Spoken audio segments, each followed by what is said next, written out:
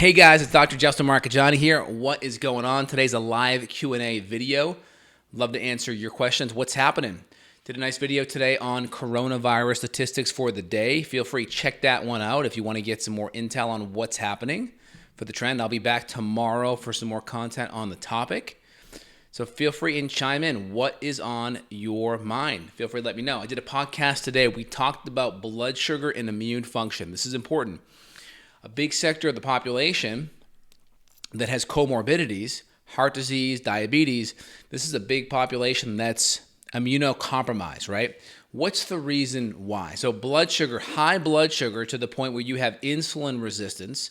Insulin is a hormone that helps open up the cell and shunts glucose into the cell to be burned up. When we have too much insulin, that means we have to make too much insulin because our cells are numb to all of the insulin that's being produced because of the carbohydrate, especially the refined and processed carbohydrate that's being consumed. So the cell gets numb to it, just like playing ding-dong ditch when you're a kid on your neighbor. Eventually, they stop opening the door. Well, the same thing happens with your cell. It is tired of opening that GLUT4 receptor and letting glucose in.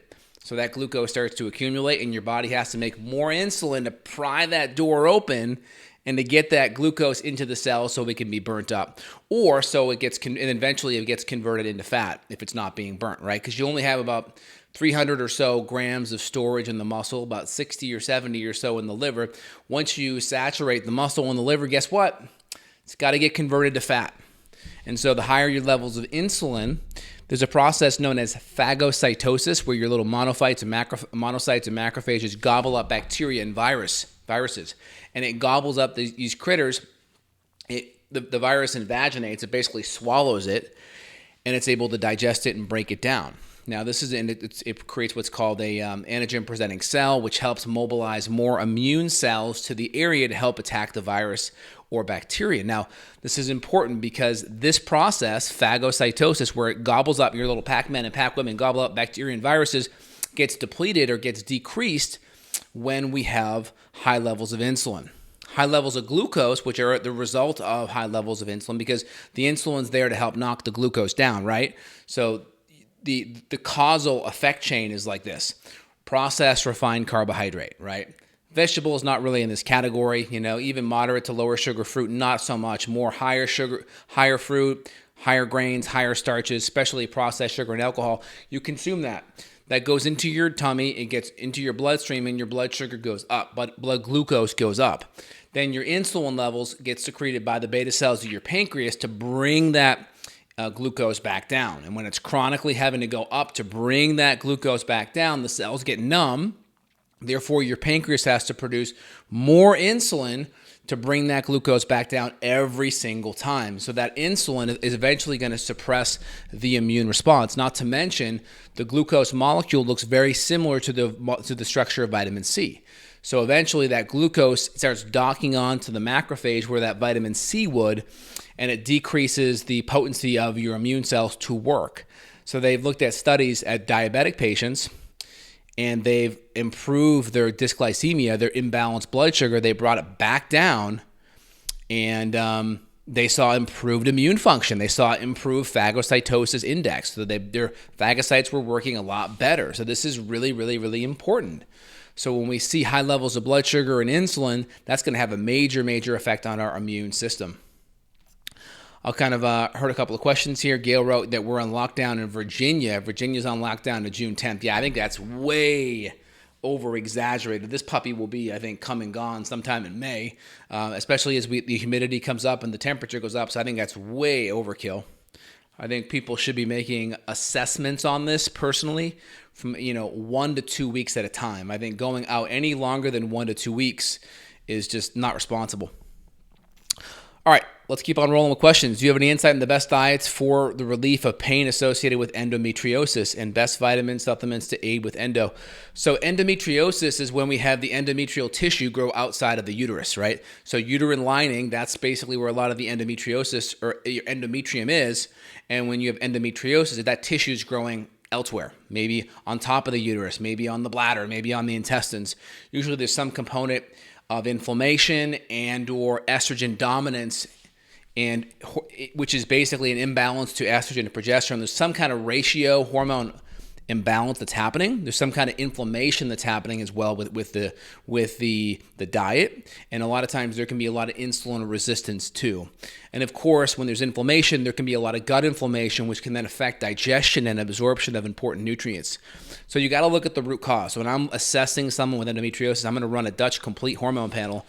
We're going to do it around day 20 in the patient's cycle. We're going to see how their estrogen levels are. We're going to look at E1, E2, E3.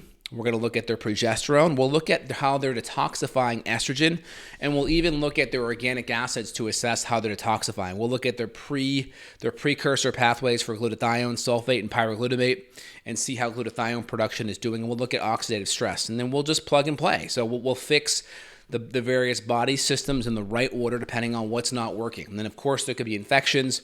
There could be a big history of poor diet and inflammation leading up to the endometriosis. So it just depends upon what's happening. And then a lot of times we'll use herbs to help modulate hormonal rhythm. We'll use some compounds like DIM to help with estrogen metabolism. We may even use bioidentical progesterone. It depends. There's a whole bunch of things that the patient could present with. So there's an order of operations on how we deal with it. Hopefully that gives you a good bit of insight though. And the poor thing about endometriosis, the only way to really diagnose it is going to be like a scope. They'll do a little incision. They'll put a laparoscope. They'll do a laparoscopy to look at your intestines and to see what's going on. So it's kind of an invasive way to assess it. They may be able to get a window into it with ultrasound a little bit or MRI, but I'm pretty sure the diagnostic criteria is still a laparoscopy to confirm. Dr. J, hope you're well, and thanks for being on top of this and keeping us current while providing solid info. You're totally welcome. Montreal, Canada here, schools and non-essential and stores are closed. Really sad. Sorry to hear that. Yeah, just trying to bring you guys good intel. You know, don't fall into the trap that most of the world is making. They're just thinking like, hey, I lock myself away. I'm keeping my 6-foot bubble. I'm washing my hands. Check. That's my contribution for society. Well, no, really want to work on boosting your immune system, right? Boost your immune system. One, we do it with a whole foods diet. And again, I like a paleo template. We can adjust our macronutrients and our plant-based to animal-based food ratio accordingly. That's fine. And then we use extra nutrients above and beyond what we're getting in our diet, because when we're stressed and when our immune system is fighting through stuff, we're going to need extra nutrients. Hey, John, you're totally welcome. Excellent. All right, any other questions, y'all? Feel free and come in, and I'll love to answer some more.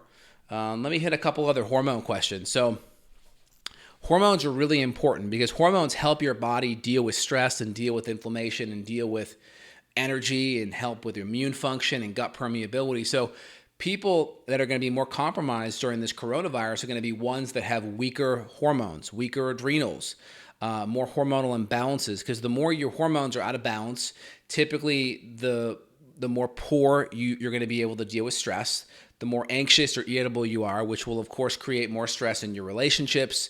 It'll create more stress at work. It'll make it harder for you to wind down and relax. And then that obviously feeds forward. Maybe you have more cravings, then you eat worse food, then that creates more bloating or digestive issues, and then you have more, energy dips and headaches. So it's this like vicious cycle. So if we can get like the hormones on track, right? Whether it's estrogen, progesterone, whether it's our blood sugar and insulin, whether it's our cortisol rhythm, whether it's low anabolic male hormones like testosterone or DHEA, these set the foundation for our mood, for our energy, for us being able to repair and recover and go into anabolic metabolism when we sleep.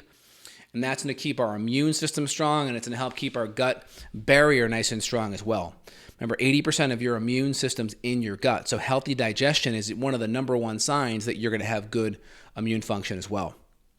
What's the best workout to do for immune boost? Well, I'm a big fan of just, if you want to boost your immune system, some good sweating. So you could easily do infrared or near infrared sauna is great. I'm a big fan of burst training or interval training or circuit, because you can come in there in 10, 20, 30 minutes, have an awesome workout, have a good sweat, hit your whole body, and you're done. And usually you can recover pretty fast because you're not in the gym that long. So try to keep the workouts shorter and a little bit more intense. And just make sure you're always feeling better after your workout. Make sure you can emotionally repeat it. You don't feel overly depleted body-wise. And then that next day when you wake up, you're not feeling like you're hit by a bus. Does glutathione need to be taken on an empty stomach, and 250 milligrams a day enough? So it depends. If you're doing liposomal glutathione, you could just take it and you're going to absorb it very well. If it's reduced glutathione, you'd probably be fine with it as well. You may want to take it on an empty stomach.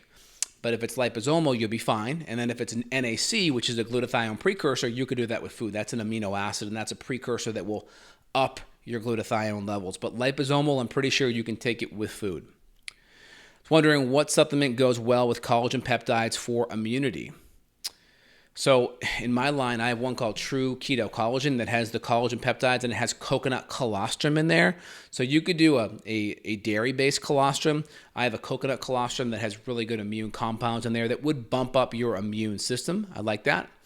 Polyphenols are going to be great because the inflammasomes that are going to be produced by these toll-like receptors from the cytokine response due to the virus, these inflammasomes are going to be, they're going to deplete nitric oxide, which is going to then cause more vasoconstriction. So you're going to knock down or modulate these inflammasomes, and that'll bring up your nitric oxide levels with good bioflavonoids. So, green-rich, polyphenol-rich foods, berries, those kind of things are going to be great to modulate your immune response. So berries, I think, would be great to add there too. Does someone need diflucan after 9 months of trying to detox mold and possible candida? So trying to detox mold and possible candida. So were you using diflucan the whole time for the mold or for the candida, or were you doing some herbs? Let me know. Pink writes in, I just want to tell you how much I appreciate you coming in and talking to us. You're comforting and giving us hope. The anxiety gets to be too much, and it really gives me relief. You're totally welcome, Pink. Just to give you guys perspective, California is not being hit that hard, relatively speaking, but it's a big state, right? It's the same size as South Korea. Perspective, 700 people die a day in California. 700. Guess how many die on average from coronavirus in California per day? 2. So 700 a day, 2 were dying from coronavirus. So statistically, that kind of helps. Okay, not as bad, and again, I'm not trying to be cavalier about deaths or mortality, but we got to talk about the stats. And again, there's about 5 big areas that are getting hit hard. New York City area, obviously, some areas in Michigan, New Jersey, and I want to say New Orleans, Louisiana area. Those are like the big 5 or 6. I talked about it in my video earlier today. It's about 75% of all cases and deaths in those 6 areas, which is crazy. Is it better to take echinacea with golden seal for immune support? You can. Yep. I give my son an echinacea golden seal blend. I have a product called GI Clear 4 that just has golden seal in it. Golden seal is excellent. It's a great berberine, but you could do echinacea, the full root, with golden seal. That's a great immune boost or immune modulator. And again, a lot of people, they're kind of harping on functional medicine doctors like, oh, you're recommending all these pills and potions. Again, the assumption is here that you guys are doing pretty good on your diet and lifestyle. And if you're doing pretty good on your diet and lifestyle, then this is a great next step. If you're not doing good on your diet and lifestyle, and it's standard American, the low-hanging fruit is get your food and your water and your drink right first. But if you want to get it right at the same time because you're kind of motivated and you got time because of this whole quarantine thing, go for it. It's all about priorities. Okay, good. Let me keep on rolling. How would you recommend separating supplements? You mentioned in the past, I work in healthcare and want to keep my immune system well apart from eating healthy. So what do you recommend about, what are you saying about separating? Do you mean like meal timing throughout the day? Give me a little bit more insight on what do you mean by separating them. Almighty wrote in, I was using herbs like biocidin and Cellcore biocidins and GI detox for my binders from mold and Lyme. I was recently told to try diflucan 3 months, and I'm hesitant. Yeah, it just depends. I want to know where your labs are at. Are you having some mold, are you having some candida coming back on a gut test or an organic acids? How's it coming back? Or are there just certain symptoms that they're seeing that are making you want to go diflucan? I would typically always do candida herbs first before I do any medication just because they're a little bit more gentle and they have a lot of antioxidants in there as well, less side effects. Would you recommend staying off a whey protein powder to avoid potential inflammatory response, or is it okay with raw smoothie and turmeric? I don't have a problem with whey protein as long as you know that you can tolerate like butter and ghee. If you've done like an elimination and you know you can at least tolerate butter and ghee, then you probably are going to be fine with whey protein. Whey protein is a great glutathione precursor. You can always, mix it in with some collagen or just, go vice versa. Like I think a really good stack is like whey protein, collagen, pea protein, and you can kind of rotate them, not all at once, but you can kind of rotate them. But if you do well with it, whey protein is a great precursor for glutathione. I bought hemp, you're welcome, Lifehouse. I bought hemp, Manitoba Harvest. What is good to eat along with that for your health? So hemp oil, I'm not sure. I mean, I typically, if I take hemp or if I take CBD, it's going to be in a tincture and I just put it right in my mouth and I just down it. A lot of times the hemp oil will be with another oil, like an olive oil base or an MCT oil base. So I'd probably just take it with some fat and you'll probably be good. Excellent. All right, y'all. Any other questions here? Feel free and let me know. If not, I'm going to check out for today.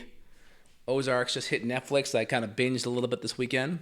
So I'm going to finish that up tonight. Really excited. Anything else? Let me know, y'all. Thank you. I tried Candibactin herbs for Candida. Okay, that's a Metagenics product, but I'm having Candida symptoms, swollen tongue, coated tongue, tinnitus, fatigue.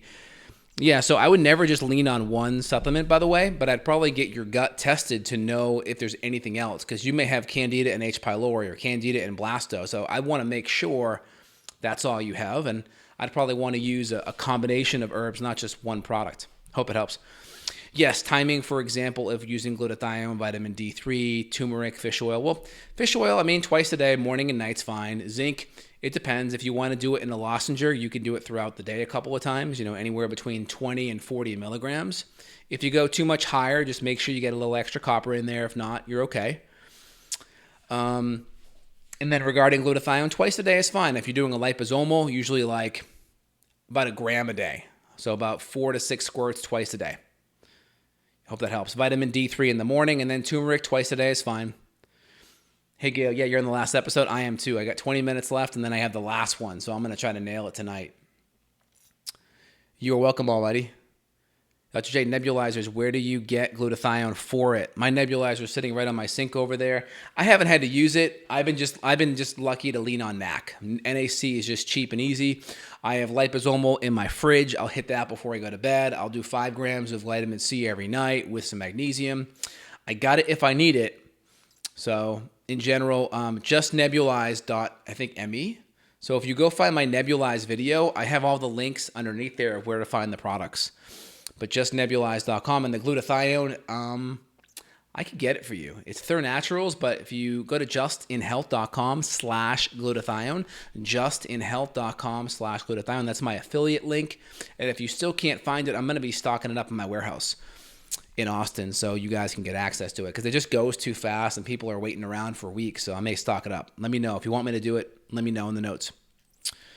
Any thoughts on gum turpentine? I know it sounds crazy. Yeah, I've heard things about that. Also, methylene blue. I don't know. I just haven't been that crazy to test it out. I have a couple of tools in my tool belt that work and that have gotten me pretty good success. So I'm just like, don't feel like risking it. But let me know. If you try it, put your comments down below and let me know what you think.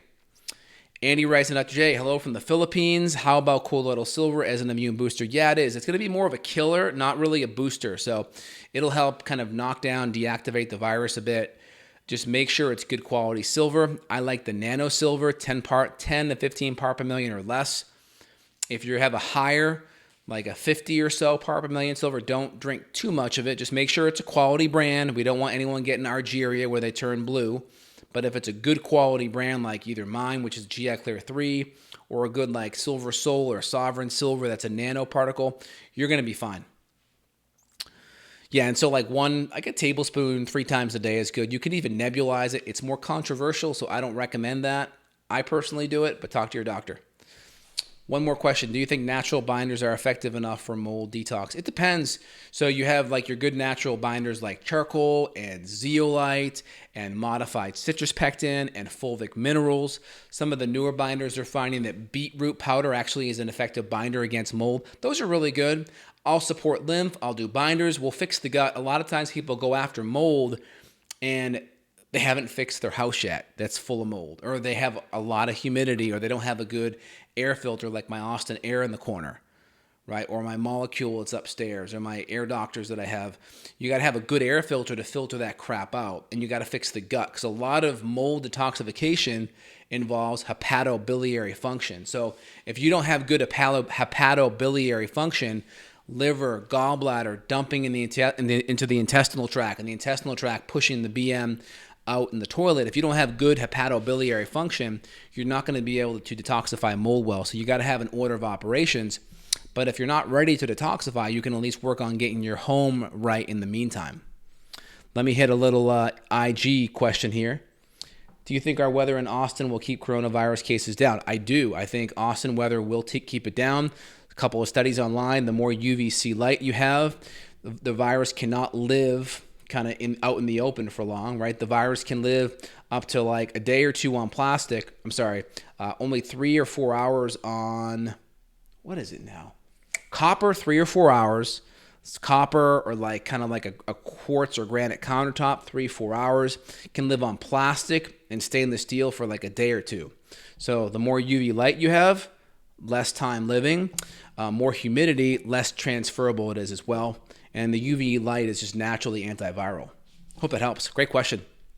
A couple of studies, one out of China, showing the provinces that had the highest humidity and temperature had the least amount of deaths. And it was statistically significant across, like, I think 40 or 50 provinces. That's great news. People still need to stay home if they are able to. Yeah, I mean, stay home, but like go out in your yard. Like go out in your yard or like take a walk around your neighborhood and just be smart. Like be at home, but still go out, get some vitamin D. Don't get a sunburn. Breathe a little bit, like walk around your neighborhood. Just, be smart, keep social distancing. If you're in a tight area, just try to stay in your backyard or open a window and get some good natural fresh air and vitamin D coming in. Hope that helps. Like I'm in my home 95% of the time, but I'm out for a walk at least 30 minutes to an hour a day. And I'm just being very, careful, right? The virus does not have wings. It's a aerosolized droplet, and on average, it's not going to go more than 6 feet unless someone projectile coughs right in your direction. So if you keep a good distance, you're going to be safe. One more question. Do you think natural binders are effective for mold? I answered that already. What's your take on essential oils? I mean, there's some good, there's a lot of like in vitro or test tubes in vitro, right? There's a lot of good in vitro studies on like peppermint and HIV, right? I mean, does that equate in the body? I don't think so.